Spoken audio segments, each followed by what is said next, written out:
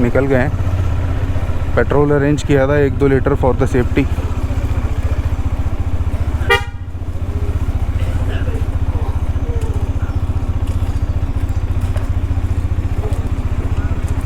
मिल गया, वो वहीं रखा हुआ था उनकी। Thank you.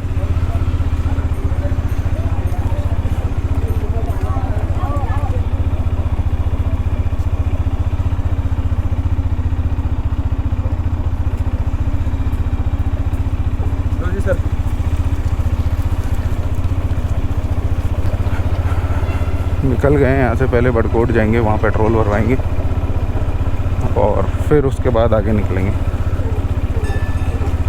8:30 हो गए हैं, तो पहुँचते पहुँचते लगभग 3-4 बज जाएंगे।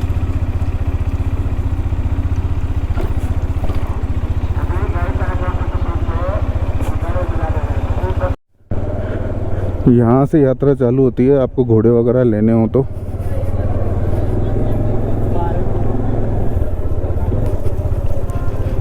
पूरे फिसलन पर ही रोड है। रात को बारिश भी हुई है यहाँ पे।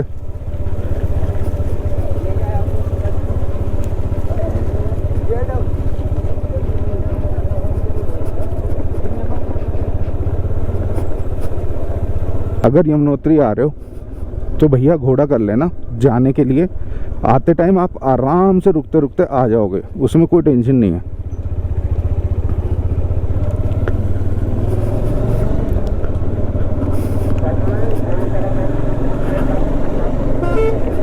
बड़कोट बड़ा शहर है, ठीक है। जानकी चट्टी ज़्यादा बड़ा नहीं है, छोटा सा ही है। तो यहाँ पे availability of rooms peak season में तो देखो भूल ही जाओ, अगर ऑलरेडी बुकिंग नहीं है तो। और शानदार वैली व्यू है। टेम्परेचर अभी हद मार के 8 या 9 डिग्री होगा, इससे ज़्यादा नहीं है। पहाड़ों में मैं एक चीज़ ज़रूर करता हूँ, अगर मुझे कोई लोकल टैक्सी वाला मिल जाता है, ठीक है, और वो ठीक ठीक चला रहा है, तो उसके पीछे गाड़ी रखने का। उससे क्या होता है कि सामने से आने वाले ट्रैफिक को वो पहले ही रिजॉल्व कहाँ करना है वो पहले ही आइडिया लगा लेता है। आपको तो बस उसके पीछे गाड़ी लगानी है,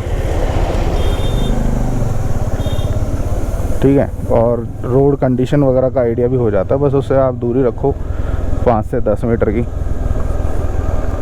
अब जैसे सामने से बस आ रही है और इसने देख लिया,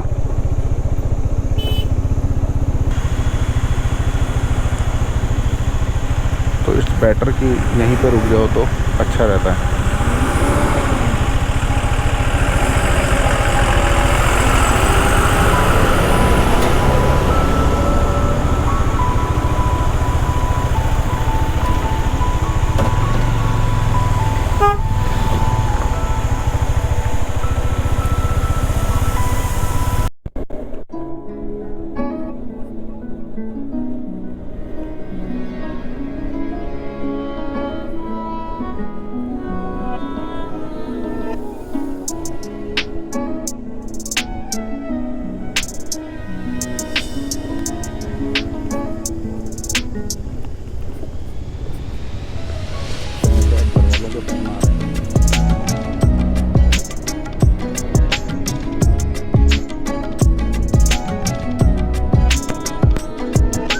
ये आ रही है यमुना रिवर और उधर जा रही है।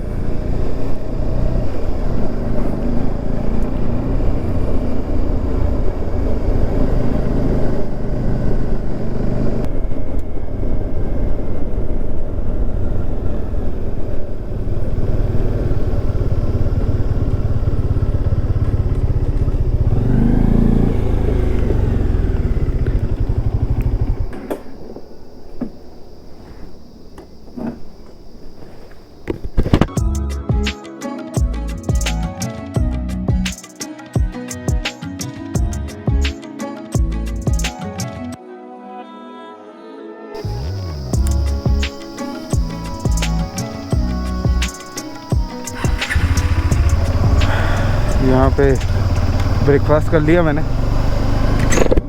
एक चाय और मैगी। पर्स है, ठीक है। निकलने से पहले एक बार चेक करना बहुत सही रहता है। नीचे से मैंने चालू किया चढ़ना, जानकी चट्टी से 6 किलोमीटर है कि अपन पैदल पैदल धीरे धीरे चले जाएंगे। भाई 6 किलोमीटर है, कितना देर लगेगा, 2 घंटे लग जाएंगे। 1.5 किलोमीटर चलने के बाद में मुझे पता चला कि भैया हमसे तो ना हो पाएगा। जाते टाइम यहीं पे लैंडस्लाइड था।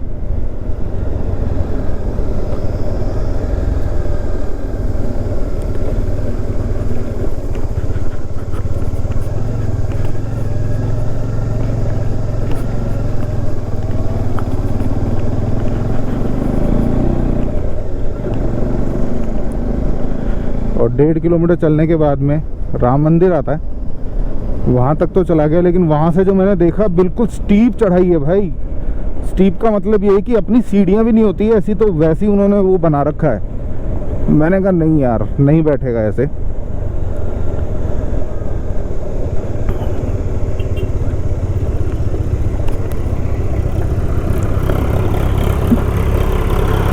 तो फिर मैंने घोड़े वाले से पूछा, पहले बोला 1000, मैंने कहा नहीं मैं तो 500 दूंगा। तो फिर वो बोला कि चलो ठीक है भाई साहब। तो सिंगल साइड के मैंने 500 रुपये घोड़े वाले को दिए और मुझे फिर वापस भी आना था। और 6 बजे बाद में जो वहाँ मौसम ख़राब हुआ है, यानी मेरा डिसीजन बिल्कुल सही था। अगर मैं पैदल जाता तो मैं वापस टाइम से नहीं आ पाता। और बिल्कुल यानी कहते हैं ना, डार्क बादल आ गए थे और एकदम से अंधेरा हो गया, यानी 6:30 बिल्कुल ब्लैक। तब मेरे को लगा कि हाँ मैंने ये सही किया। घोड़ा लेके गया ऊपर, उसने मुझे 45 मिनट में ऊपर ले गया, वो 3.5 किलोमीटर। एक स्टॉप लिया उसने बीच में और लौटते हुए मैं आराम से नीचे आ गया। आके मैंने कुछ खाना खाया, क्योंकि मैंने सुबह से कुछ नहीं खाया था। मुझे पता था कि अगर मैं जितना टाइम वेस्ट करूँगा ना, उतना ही मैं लेट हो जाऊँगा।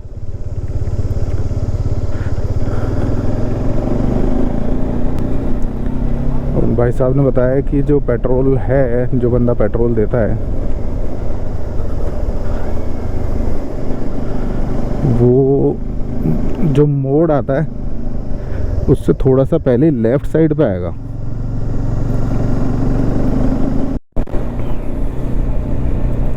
आप गंगोत्री के लिए निकल गए और यहाँ पे जो पेट्रोल पंप आता है वो आता है बडरोक जो भी है, इसमें अंदर जाके, ठीक है। लेकिन वहाँ पे मैं 5-7 किलोमीटर जाता और आता, मेरा लगभग आधा घंटा ख़राब हो जाता। तो यहाँ पे एक लोकल वेंडर है, वो 10 रुपये ऊपर लेता है। तो उससे मैंने 3 लीटर पेट्रोल ले लिया। आगे जैसे कोई पेट्रोल पंप आएगा वहाँ से मैं फुल करा लूँगा। और वैसे मेरे पास में अभी 150 किलोमीटर तक का पेट्रोल है और बच गए हैं 10:42। व्यूज़ बहुत अच्छे हैं। तो सबको सलाह यही है कि जब भी पहाड़ों में चलो और जब भी कोई पेट्रोल पंप दिखे और आपकी टंकी अगर आधे से भी ऊपर है तो एक बार फुल करा लो। कुछ नहीं जाता, आपका पेट्रोल तो कोई ज़्यादा लगेगा नहीं। लेकिन हमेशा जब भी कोई पेट्रोल पंप दिखता है ना, तो फुल रखो पेट्रोल।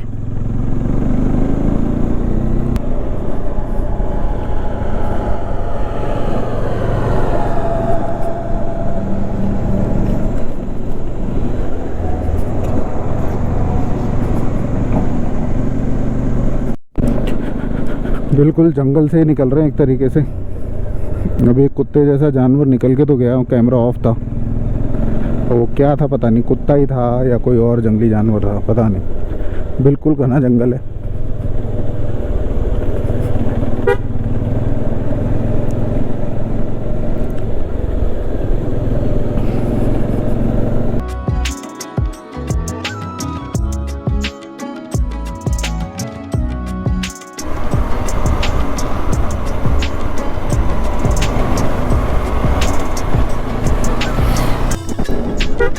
शानदार रोड, कर्व पूरे,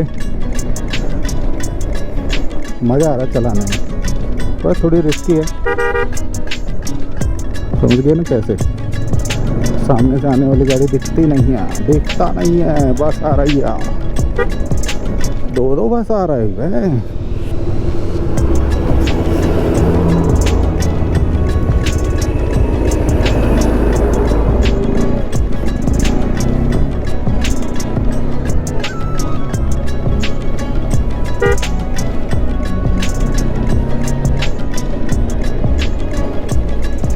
ले जाऊं तुझे जहाँ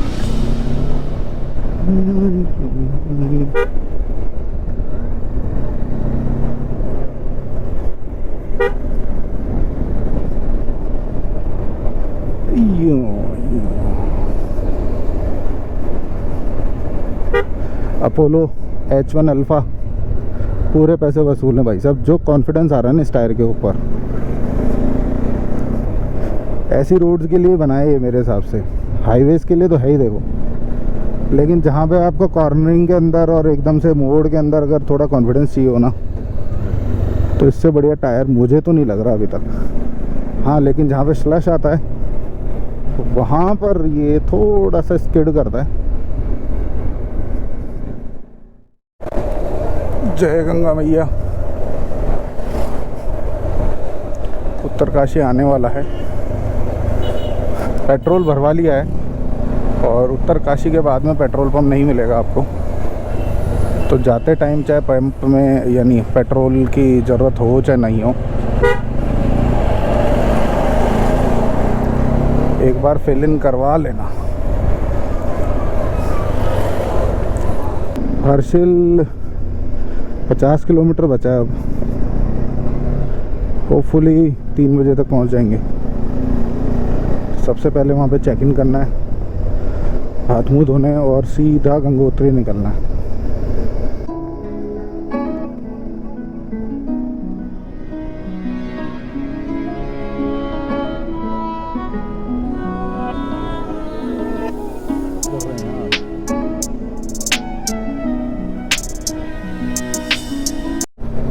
हर्षिल अब 30 किलोमीटर बचा है और सामने देखो आप पहाड़ों को, बिल्कुल चिपके हुए हैं पहाड़ से। नीचे गंगा बह रही है, बहुत डाउन है।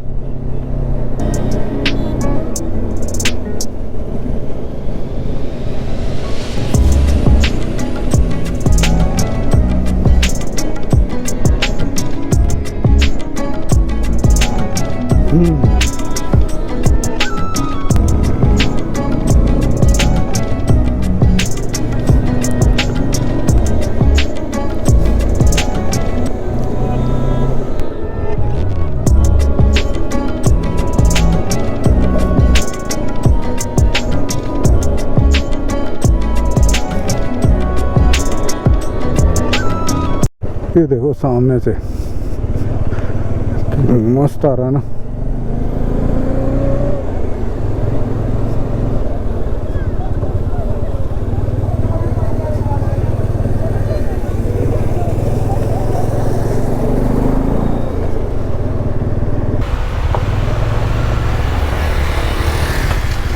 हर्षिल अभी 25 किलोमीटर है और ये ऊपर से झरना आ रहा है और वहाँ पे नीचे आ रहा है। ये पुल है और ये माँ गंगा रिवर है।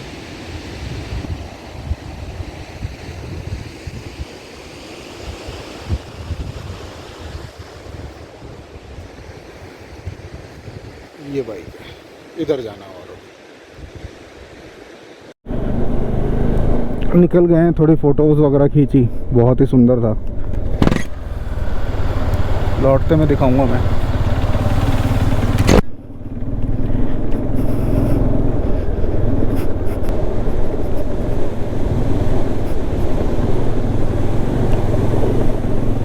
रिवर बगल में बहुत तेज़ी से बह रही है। गंगा और यमुना में यही फ़र्क है, अगर आप जैसे बहने को अगर नोटिस करोगे ना, तो यमुना जी जो है वो बहुत शांति से बहती हैं और जो गंगा है वो बहुत तेज़ आती है।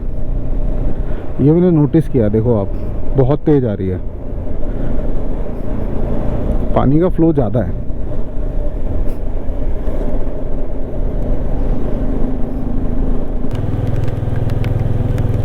चल यार, क्या हो गया तेरे को?